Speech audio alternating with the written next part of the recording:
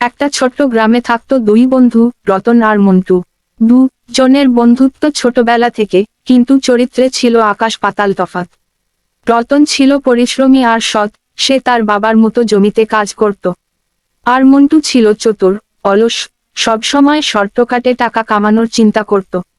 একদিন তাদের গ্রামে এল এক সুন্দরী মেয়ে, মিনা। শহর থেকে এসেছে, তার মামার বাড়িতে থাকত। তার সাজ, তার কথা, তার হাসি, সবই গ্রামের ছেলেদের চোখ কাড়ল। রতন মিনাকে ভালোবাসতে শুরু করলো নিঃশব্দে, কিন্তু মন্টু মনে মনে ভাবল, এই মেয়েটাকে পেলে আমি ধনী হতে পারবো। কারণ মিনার মামা ছিলেন জমিদার। রতন মিনাকে ভালোবেসে চাষের ফাঁকে তার জন্য ফল, ফুল আর গল্প নিয়ে যেত। মিনা তার সরলতা আর পরিশ্রমে মুগ্ধ হয়েছিল। কিন্তু মন্টু ভাবল, রতন যদি মিনাকে পায়, তাহলে আমি হেরে যাব। তাই সে ষড়যন্ত্র শুরু করল। এক রাতে মন্টু রতনের জমিতে আগুন লাগিয়ে দিল।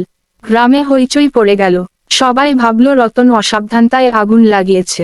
রতনের সুনাম নষ্ট হলো। মিনা দুঃখ পেল, কিন্তু রতনের সততায় বিশ্বাস রাখল। কিন্তু মন্টু এখানেই থামল না। সে মিনাকে নানা কথা বলে বিভ্রান্ত করতে লাগলো, বলল রতন নাকি ভণ্ড, সে টাকা জমিয়ে পালাবে। মিনা একবারের জন্য কেঁপে উঠল, কিন্তু সত্য জানার সিদ্ধান্ত নিল। পরদিন রাতে সে লুকিয়ে গেল রতনের জমিতে। সেখানে দেখল রতন একা একা কষ্ট করে আবার ফসল বাঁচানোর চেষ্টা করছে। সে বুঝল রতনের মন কত সৎ। ঠিক তখন মন্টু এল, হাতে ছুরি নিয়ে। তার উদ্দেশ্য ছিল রতনকে সরিয়ে দেওয়া, যাতে মিনা তাকে ভালোবাসে। কিন্তু ভাগ্যের কি নির্মম খেলা! রতনের সঙ্গে ধস্তাধস্তিতে মন্টুর নিজের ছুরি তার গায়ে বিঁধে গেল। মন্টু মাটিতে লুটিয়ে পড়ল। মুখ থেকে শেষ কথাটা বেরোলো, লোভে পাপ, পাপে মৃত্যু। গ্রামে সবাই জানল সত্যিটা। রতনের সৎ পরিশ্রমে আবার মাঠে ফসল ফলল। মিনা রতনের পাশে দাঁড়ালো, আর মন্টুর মৃত্যু গ্রামের সবার মনে এক শিক্ষার কথা রেখে গেল।